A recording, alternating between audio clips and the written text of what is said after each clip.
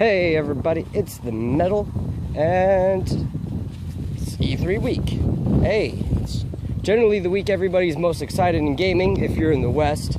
If you're in majority of the world combined, the Tokyo Game Show is, but we still have a little bit for that, I believe.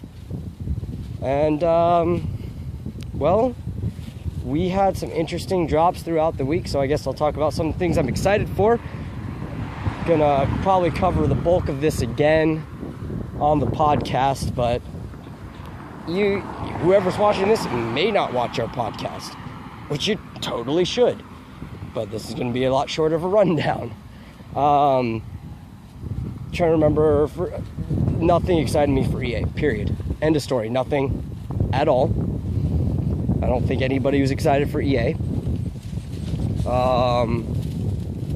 Microsoft's show, I was excited for a few things. There was the fact that pretty much everything that they showed was going to be cross-platform between Microsoft and Xbox and Windows 10.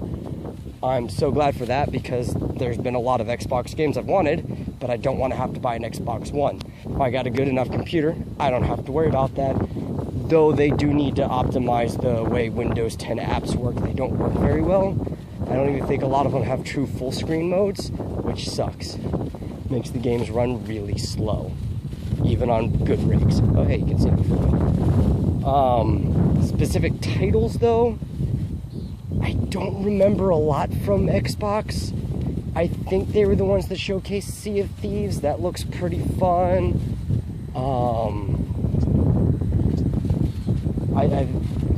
They showcased the new Gears of War. I don't care about that. Don't care about the fact that General Ram is in Killer Instinct now. I even wrote a few things because I was helping Reset Press cover it. I might help them again today if there is any news. I don't know if there is. But it's just, I think there was a lot of games I was interested in. I just can't remember them right now. It was a very unimpressive conference, but most of them were. And that was probably the one I was most impressed with of the actual conferences. Then Ubisoft came. I really liked Ubisoft's conference, though. I wasn't very impressed with the formatting, but the stuff they announced were good. I really wanted to get Steep. Steep seems like a fun game. It's a kind of open sandbox, downhill snowboarding type thing. That'll be fun.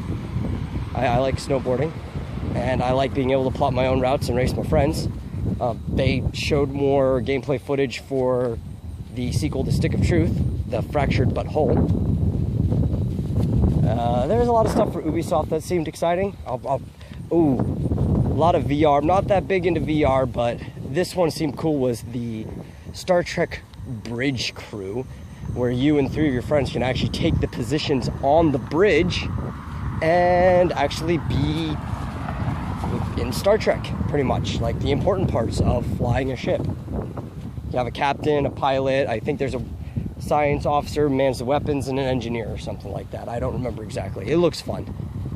I forgot, the day before that, Bethesda. Bethesda. They dropped some bombshells. I am super excited for Quake. I'm kind of upset that it's going to be a class-based shooter, because that's just not the spirit of Quake. I understand maybe they're just trying to skip where everybody's fighting over weapons and killing each other, which is kind of the point of the game in multiplayer, and letting you from the start through the finish of the game just play the way you want to play. But it's still going to be an arena shooter. It's probably going to have very, very Quake-style controls, Unreal Tournament-esque, that area of shooting, jumping high, rocket jumps, a lot of vertical combat, insta-gibbing, and all kinds of stuff. So I'm excited for Quake. There wasn't a lot from Bethesda that I liked, but there was a lot of really core things.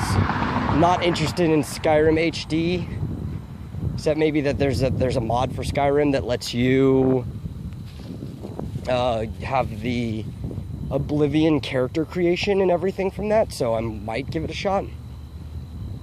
Since I already own Skyrim, and anybody who owns it on PC gets the HD version for free. I don't care about any of the additions to Fallout 4. Basically, just whatever id Software division put out, I was excited in. Love Quake. Quake was all that really mattered that day. Then yesterday, or the day before that, Sony put out some things. The problem with Sony's was there's a lot of, hey, this exists, but you're not getting information on it. A lot of VR back-to-back. They showed God of War. The new God of War is coming out. It's going to be very Nordic-based. That's fun. It'll probably be the first God of War game I'm truly interested in because I love Norse mythology. I love mythology, period, but Norse particularly. But then, as of all the VR, I think the only VR thing I'm really interested in is that Final Fantasy 15 is going to get VR. And that means I get to finally ride a Chocobo in first person, and that's the most important thing in my life right now. No, not really, but you get the sentiment. And that was like that of PlayStation. There was like a Kojima game was dropped, Resident Evil 7's name was dropped, which I like the fact that it's looking more like a horror game than an action game. I miss old Resident Evil style, but it was just, hey, this exists, here's no information. Then today, Nintendo only talked about 2 titles, period. There was Pokemon Sun and Moon, and a little bit more information on that. That was nice. And then for the rest of the day, for 6 hours straight, they just talked about The Legend of Zelda. Oh my God, Breath of the Wild looks amazing. I have some reservations about it right now. It doesn't look like Link is going to have his original outfit. And if he does, it's not going to be his, the classic green tunic, green hat. Doesn't matter what variation of it, you expect that from him. I think they're mostly going with a hatless Link this time, which is weird because he's had a hat since '87 in his original incarnation. But I don't like that they're changing things up, and his iconic look is just going to be maybe an optional thing later. But I do like a lot what they're doing. It's got that same feeling that the first Legend of Zelda had, where you just drop into an environment and you have to explore it and figure things out as you're going. It's dangerous to go alone, take this. You can pick up many different weapons this time. A lot of the weapons you pick up have degradation, so do the shields you pick up. You can kill animals for their meat, make your own food. Instead of picking up hearts, you eat steaks to get your hearts back. It looks amazing. If you haven't seen the trailer for Breath of the Wild, you should go watch the new Zelda trailer. You really, really should. That's going to be Game of the Year 2017, period, even with my minor reservations about my icon that I love, Link. And it honestly alone probably won E3 for Nintendo.